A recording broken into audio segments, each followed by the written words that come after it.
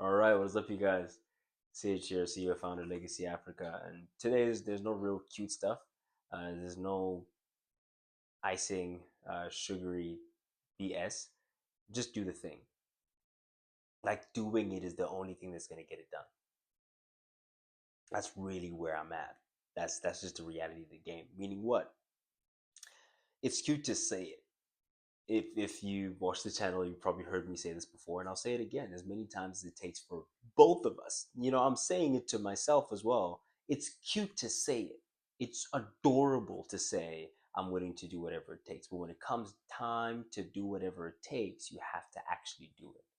When it comes time to actually put the hours in, put the reps in, hit 100 cold calls a day, do 100 hours of email marketing, do 100 hours of whatever. Like it's cute it's adorable to say, wow, you know what, I'm willing to do anything, and when adversity strikes, I'm still going to continue, and this and that. It's cute to say it, but when the situation actually hits you, and when the nerves hit you, and when your preparation has to be put into practice, that's when you'll find out if you really have what it takes, if you really have the goods. And it is in those situations that you have to stand up within yourself, show up when resources are low, show up when time is of the essence, show up when you no longer have that unreasonable over resounding faith, and there's kind of the real reality of the situation of like, holy I'm actually, there is, I'm actually taking risks.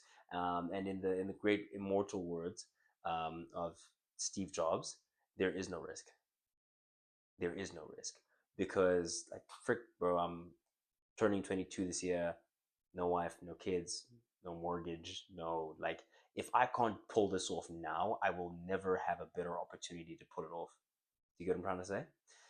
And so it's always going to be, there's always going to be a risk factor to it. You're always going to feel in the moment like there's a huge personal risk, but you just have to execute. And so for me, it's transitioning from just hitting the emails to also doing cold calls.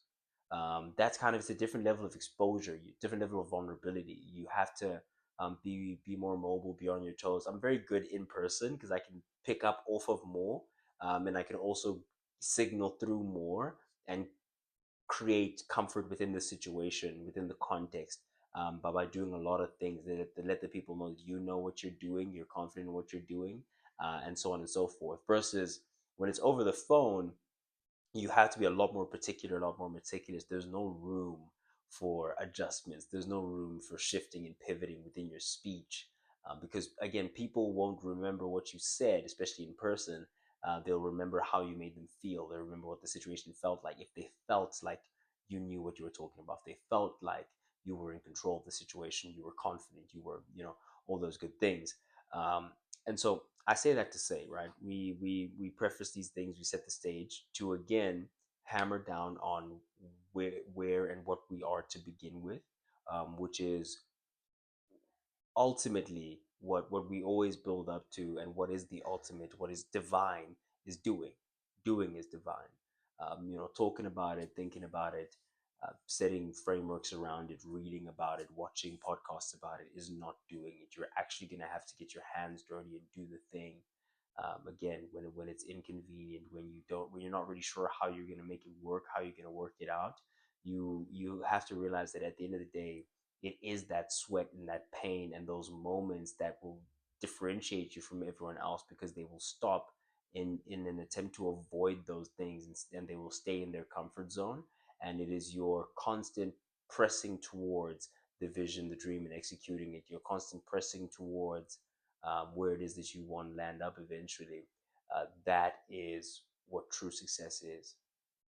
Constantly breaking that shell, breaking that mold, and pushing forward. And I don't say this as someone who has already done it. I'm literally telling you about my real life and things that I'm going through on a daily basis. Like, it's almost 10 o'clock right now. I've hopped on a call with one of my partners, just got off a call with another one now at 9 o'clock. Super hectic, you know, things coming out of nowhere. Their schedule is going crazy, which in turn affects my schedule, and all of our schedules within the company.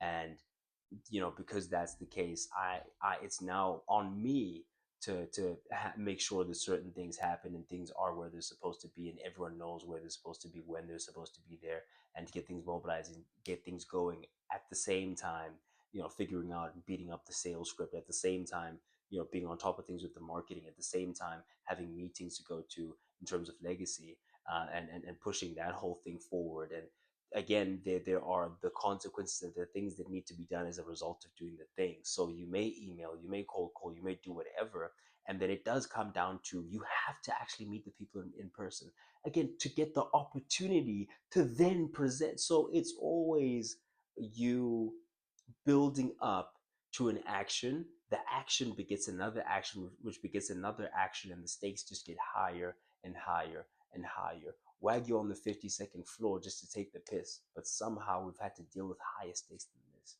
you know? And so, in those moments, when those moments come, and they'll be small and they'll be subtle, if you're not paying attention, you won't realize them. But if you are, you'll realize that, oh, this is the moment. This is that moment that is going to define the longevity of this whole thing. And when that moment hits, you have to say within yourself, stand up within yourself, and learn from it. Give yourself the room to grow. Give yourself the room to make errors, especially the first time you're doing something. Realize those errors and then tweak them. Work on them. Realize that your first 10 are going to be a lot worse than your first 100, a lot worse than your first 1,000. And so get that ugly, first scone out there, that first cookie, that first whatever, that's always not as good as you think it's going to be, but it's like, yeah, but I baked something. It's like, oh my god, I can bake. And then you tweak and you tweak and you tweak, and then eventually 10 years down the line you're on Master Chef, South Africa. So anyway, say that to say there's stuff to be done, but I had to get this off for you guys. And yeah, just to let you know, the doing is the only thing that gets it done. Doing is divine. And so whatever you do, make sure you do it. All right. Thank you for watching. I've been Sage, standing on business.